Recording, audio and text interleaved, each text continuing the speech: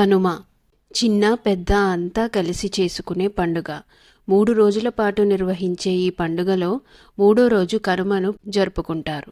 మొదటి 2 రోజులు మనం చేసుకుంటే 3వ రోజు మన చుట్టూ ఉన్న ప్రకృతి, మనకు సహాయం చేసిన పశువులు, పక్షులకు కృతజ్ఞతలు చెప్పటానికి చేసుకుంటారు.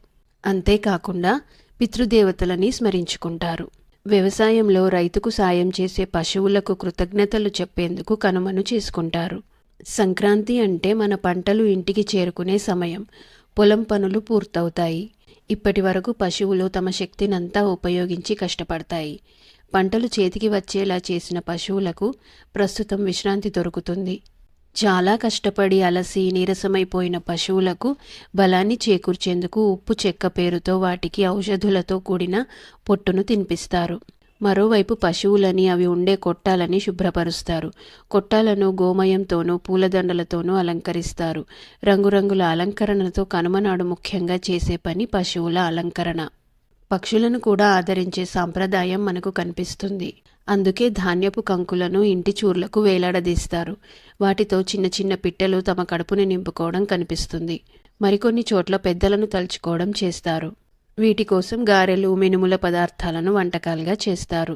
పంట రావడానికి సహాయం చేసిన అందరికీ కొత్త దుస్తులు పెట్టడం, వారిని ఇంటికి పిలిచి ఆదరించటం, కానుకలు ఇవ్వటం చేస్తుంటారు. అయితే ఈ పండుగ నాడు ఎందుకు ప్రయాణాలు చేయొద్దు అని అంటారు? శుభకార్యాలు ఎందుకు చేయరాదు అంటారు? ఇక ఈ విషయంలోకి వస్తే, సాధారణంగా కనుమ పండుగ రోజు గారెలు చేసి నివేదనగా అర్పిస్తారు.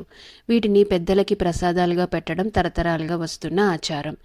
అందుకే ఈరోజు శుభకార్యాలు చేయకూడదు అంటారు.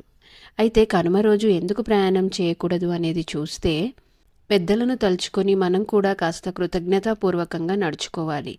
అలాంటివి అన్నీ మర్చిపోయి మనం ప్రయాణం చేసి సరదాగా షికార్లు కొట్టడం అనేది సంస్కృతికి విరుద్ధం.